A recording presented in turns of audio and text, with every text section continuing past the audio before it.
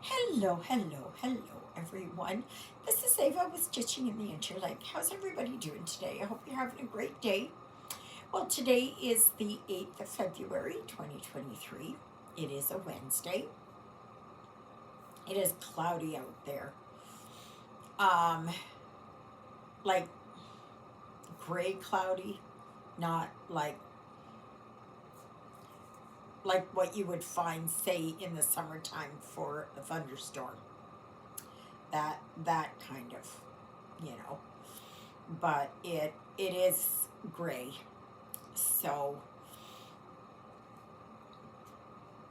anyways, so I'm continuing to work here on my scarf, and I posted the pattern to this on the Facebook group, and it's very easy. Oh my gosh, it is so easy. It is just a four repeat pattern. Okay, so it's like I do yarn over, I knit two together, and then I knit two. Okay, and that's it. That's it. So the pattern itself, this one is 128 stitches across. So it's in multiple of fours. Okay, so 4, 8, 12, 16, 24, 32, whatever, 48, whatever it is, that you can have four. So each one of these, like, rows, if you will, each one is four across. Okay. And then, so you cast on however many that you want, and this I did, it ended up being 128. It could have been 240, it could have been 400, it could have been whatever, right? So if you want to make this into a baby blanket or an adult blanket or a throw or whatever, you can do that. I happen to be using 2.25 millimeter needles, or they're US 1. Okay, but they're 2.25. And so you can use larger needles. You can use heavier yarn. The results will be the same. It will be just dependent on the size of needle and the yarn that you use, right? So, oops, what did I do here? Okay, so I did, okay, so it was yarn over.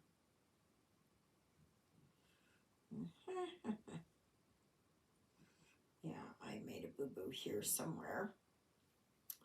Okay, so then I do, all right, this is yarn over, and this is,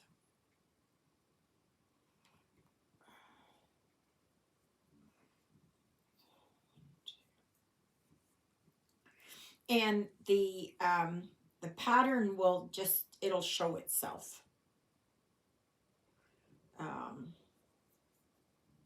You'll just see it. So even if you make a boo-boo like I just did, you know what? It's a shawl. It's a scarf. Whatever. It's not going to matter. All right. Now, mind you, if you are making a, I don't know, say some socks or something, then you would probably notice it, right? But for this, it's not going to be something that I'm going to notice. And I'll just kind of show you. I had made boo-boos there until it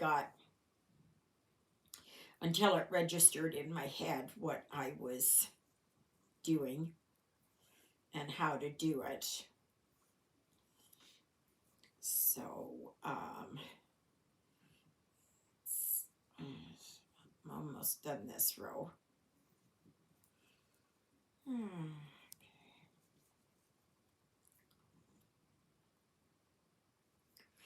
And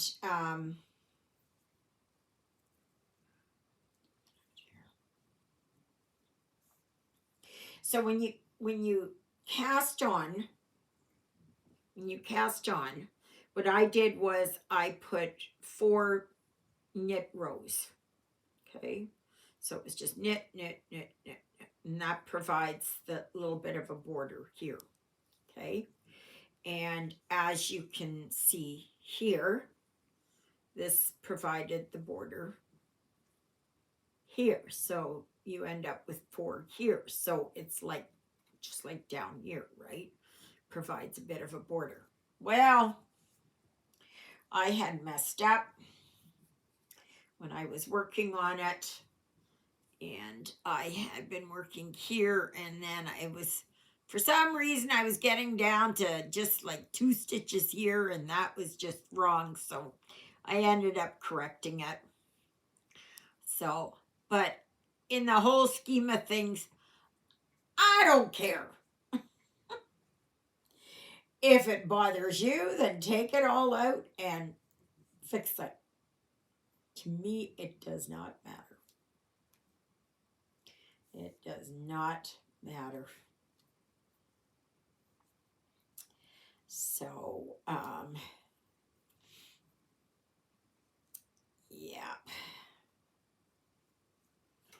So, Juliet and John came over yesterday to take snow and ice off the roof there so that it doesn't, as it's melting, it doesn't drip through the house, through the roof. And Juliet told me that we have a place over here, and between her place and mine, but a little on the highway. And it's called the Plaza, Eriksdale Plaza. Well, apparently the other night, and I found this out this morning, but Juliet told me this, is that a truck driver was passing by at about 2 or 2:30 in the morning and noticed flames coming from inside the plaza. And I don't know if he stopped or what, but he phoned. Thankfully, he phoned. And the plaza over there, it also has a motel. So it has like a restaurant and a convenience store, gas station, beer vendor, and that. And so apparently this started in the beer vendor area, that there was a fire, and I told Juliet, I said, I bet you anything it'll come out that one of the coolers, the motor or something seized up on it or whatever, and that caused the fire. You know, it either sparked in the area or it caught fire or it did something. And apparently that part of the building is a complete loss. The restaurant itself and the motel itself, because the motel was separate from the main part. And they call it a plaza, not because it's like a place where you can go and buy clothes or you know, it has like a dollar store in it or something. No, no, no, no, no. It's called the Plaza just because it has the restaurant and the beer vendor and the motel and that kind of thing. Okay. So, anyway, it was, like I said, the restaurant itself is saved. So is the motel part because it was detached. But I would imagine there's a lot of smoke damage and water damage. What can be salvaged, I don't know. But they can't do anything. They can't operate. They can't nothing until the fire marshal comes and gives a determination. But I bet you anything it's something like a cooler and that. Like it doesn't house a bar or nothing like that. So you can buy, I guess, the beer. I don't know because I don't drink. So, and here it is that you can't go to a store and buy beer. Okay, it's just not. You just don't. That's not what's done here. They're trying to get that here. And in Quebec, you can buy beer like that, like in truck stops and that. But here it is, it's basically, there's like here in town, there's the liquor store is in the Shop Easy. Okay, so if you want liquor, you have to go to the Shop Easy. Right? So, but usually wine and spirits are separate from beer. I don't know what the difference is. That's the way it's done. So, but yeah. So anyways, on Friday I have to go. I have to go and get my medication. So I'll take a run by there and I'll just check it out. And it was a good thing that the truck driver was going by and he saw that. And that why they didn't have heat sensors or smoke sensors or something in there that were tied into the apartment or the house part. I don't know.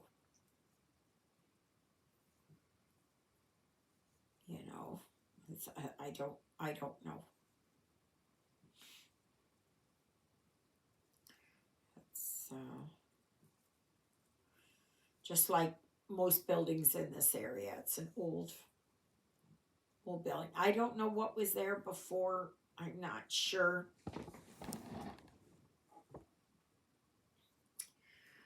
I don't know. I don't know how old it is. But so that means now for places to go out and eat, it's only the Havakeen here that is now open. So yeah. So I don't know, maybe it will be that some of the workers, they'll go from the plaza over to the Havakeen and work there. Maybe they'll stay open longer. Instead of closing at 3, it'll be maybe 5 o'clock or something. I don't know. I don't know if it is that they can have it that you can still get gas.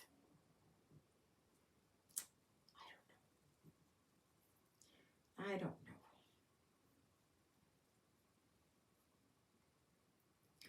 So yeah, so I'm just knitting here. I'm not doing much of anything.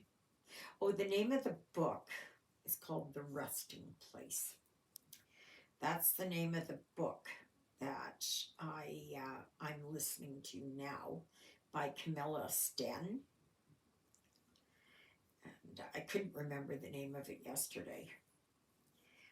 But last night I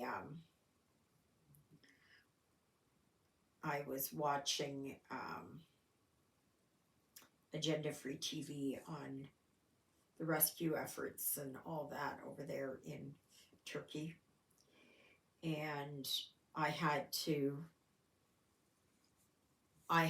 leave it because it was too much.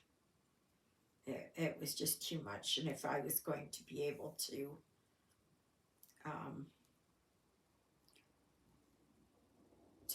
sleep last night, I had to take myself away from it. But it was just, my heart was broken for everyone there. And yet with all of that, there were heartbreaking stories of entire families that were lost. And I personally, I had to wonder, I know there's one passage in the Bible, but I don't know if there's more than one,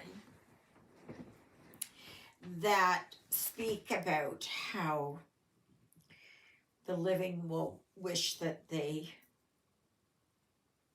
were dead. And I have to wonder about these people that survived. You know, for some of them, they're the only member of their entire extended family that survived. Can you imagine that you were, say, even a child, and everybody that you were related to is all gone. Everybody's gone. There's nobody that knew your family that's related to you by blood. Nothing. They're just, everybody is gone. And you're the only one who survived. You know? And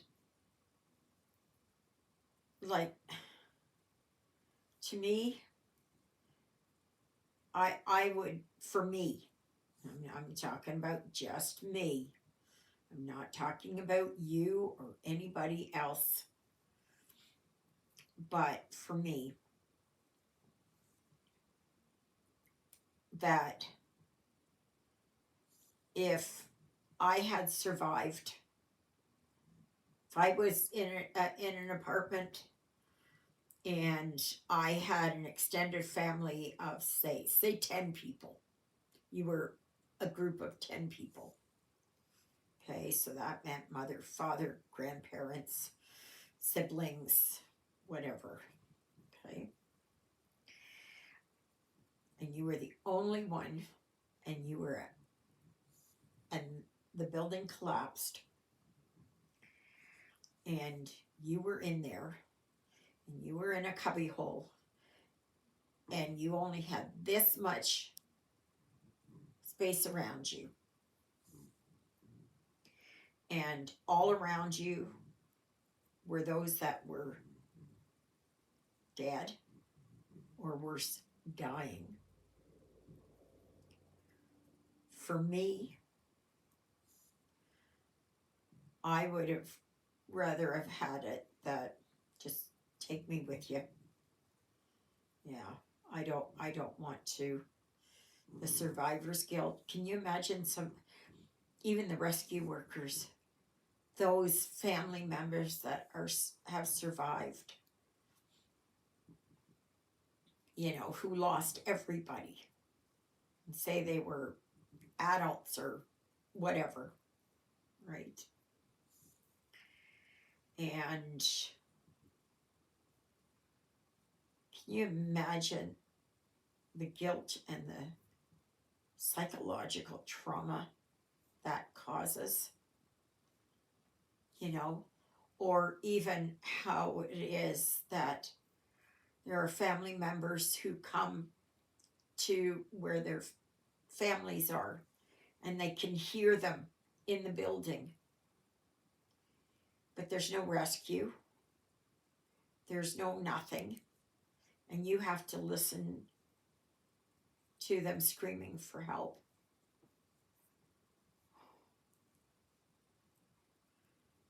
Like, oh, my heart just breaks for them. Just absolutely breaks for them. And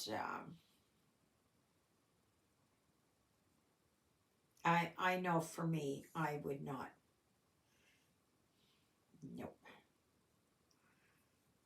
If I lost everything and everyone that I knew, even friends, and everybody's gone, no. Or you wake up and you're in a small airspace, and you come to realize that an entire building is laying on top of your head. Can you imagine the psychological trauma that causes to a person's psyche?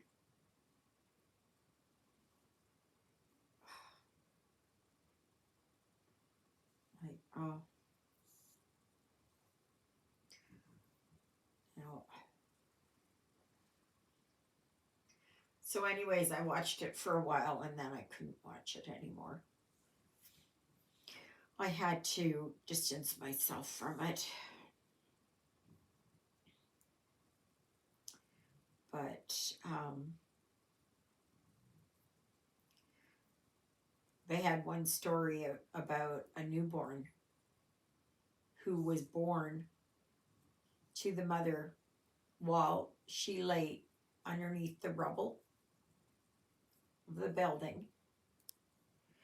And when they found the baby, she was still attached to her mother through the umbilical cord. But her entire family, everyone, they found no one else alive in the building. Can you imagine?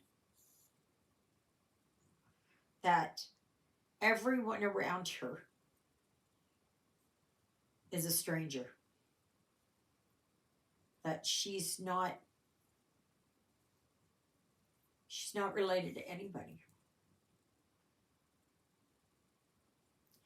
And then they showed where there was a father who had been, I don't know if he escaped the building or he was elsewhere, and he came and he heard his family crying, and his daughter was alive, and she was stuck underneath all this rubble, and he held on to her hand while she died, and there was nothing he could do. And even if help would have arrived, would they have been able to get her out? No. There are some fates that are worse than death. And that to me is something that is worse than death.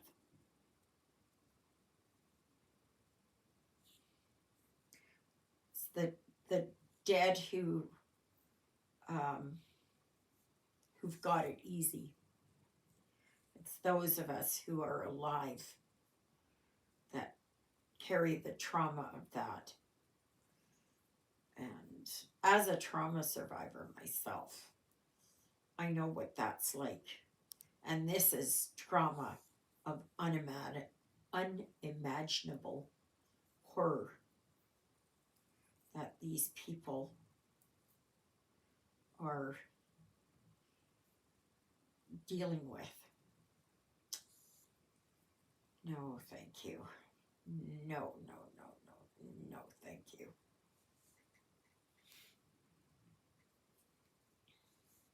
So sometimes it is that you just have to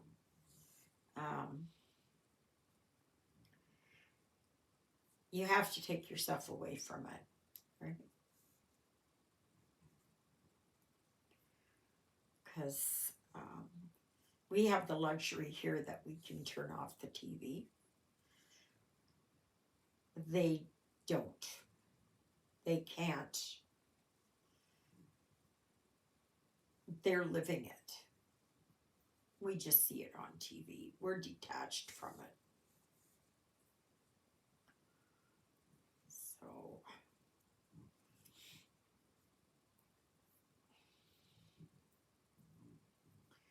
but anyway, so continued prayers. But the chances of people being found alive now are growing slimmer by the minute.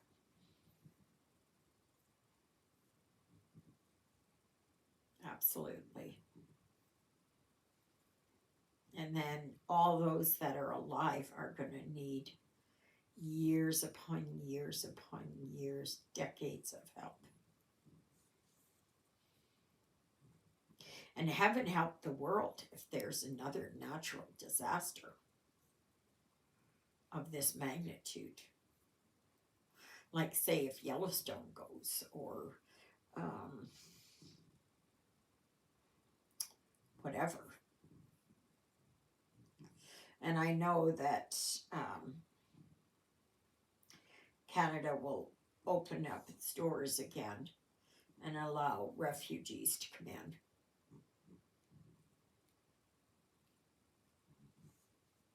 So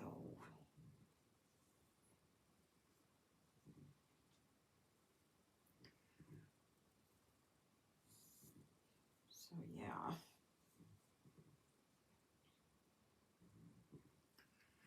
But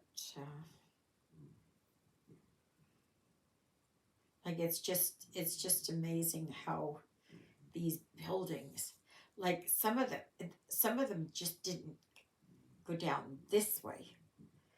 They actually tipped on their side.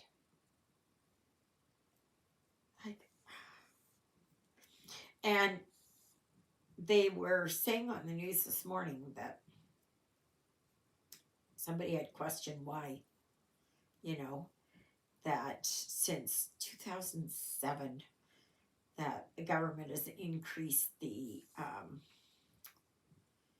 what needs to be done for buildings to make them earthquake proof, or to be able to withstand an earthquake. And they said that there were a lot of buildings, that this one building, that the top was reinforced, but there was a store underneath. And to make more room in the store, they took out the supporting columns, and so it just, without the support there, it just all came down.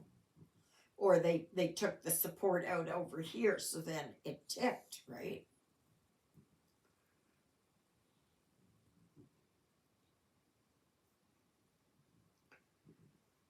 Yeah, not good. Not good. So,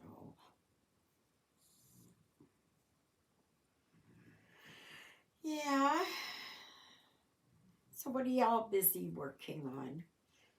I noticed that some of you are going to be knitting. That's good. I will pick up my stitching again. For some reason, I just wanted to do something like this. And this is so mindless and so easy. It is just, and it's just straight stitch, back and forth, back and forth. That's all it is.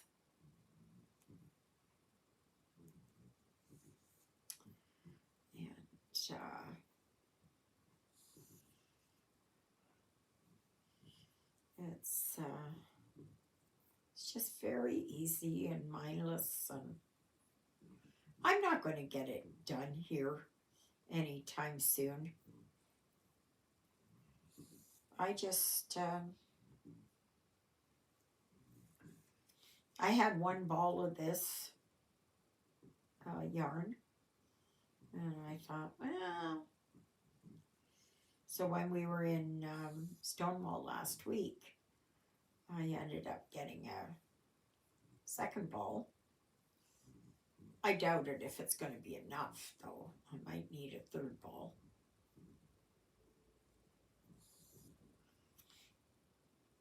Oh, I had this dream last night that for some reason I was out in the country and somebody wanted me to drive a school bus. And I'd never driven a school bus before, and I had to go and take these kids, and we were parked there beside like, not a truck stop, but a restaurant that was out middle of nowhere, but in a small town, sort of like here, right? Probably that's what triggered it. And so apparently my dream, there was like some kind of a monster or creature or something that was killing people in this building. Something to do with a cop car and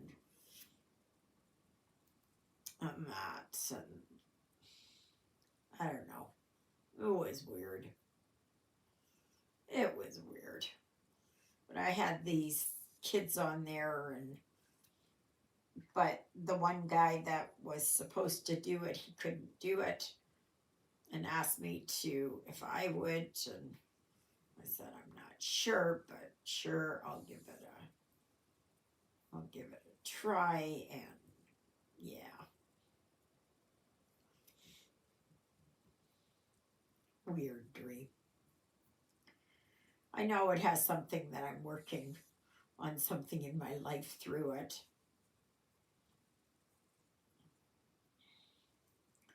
So that's what dreams are for. Just because you don't remember your dreams doesn't mean that you don't dream, because everybody dreams. Because if you didn't dream, that dreaming state is what you need to reset, recharge your body. You need that. So if anybody is going to work on this pattern, and would you show me like what you're doing? And that I am finding it difficult here. I ordered some uh, knitting needles there, the round knitting needles, and because it's getting to be really heavy over here,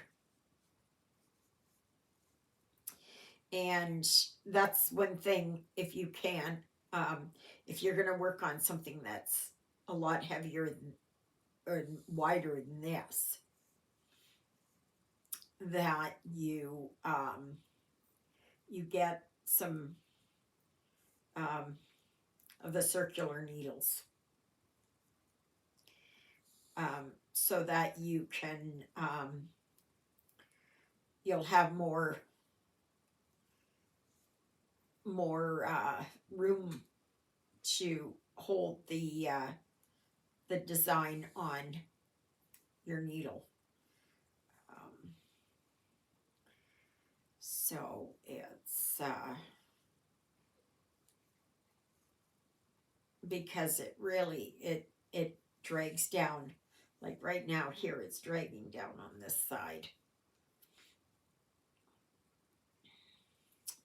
and but show pictures of what you're working on. And like I said, I just happen to be working on these smaller needles. You can work using bigger needles, and therefore you need less stitches. So instead of 400, you might be able to get away with, say, 320. You know, whatever it is, right? And it's it all depends on what you want, right? What is the look you're going for? You know, if you go with a bigger needle and heavier yarn, you're going to be able to do quite a bit.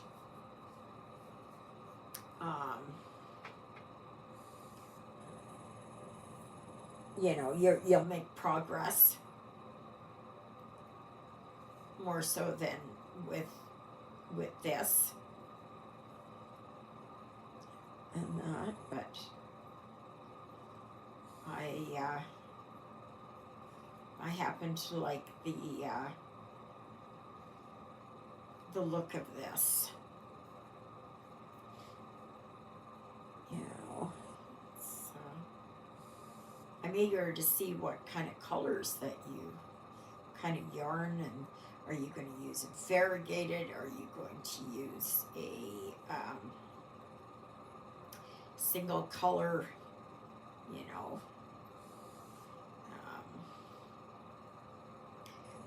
what have you got planned? Just a minute here, I'm going to show you. Just a second.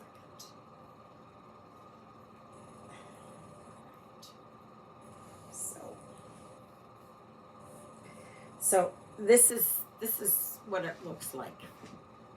Okay. So it's and I do like that because it seems like the pink, the gray, and the white go with nearly everything. Right. So, but yeah, and these you know, yarn overs here in the middle, that's what gives it that lacier look, you know, but it's still, and it looks the same. It looks the same no matter what side, right? That's the thing I like about this too, is that you get the same look front to back, you know. So All right, everyone. So I'm just going to continue working on this and just taking my day as it comes. So may you be happy. May you be healthy. May you be well. May God bless you this day and every day. God loves you. And so do I.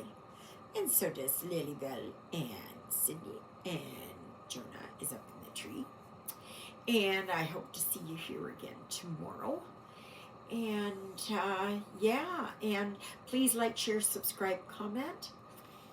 And there is the dedicated Facebook group, Stitching in the Interlake. My email address is stitchingintheinterlake@gmail.com. And I welcome your comments.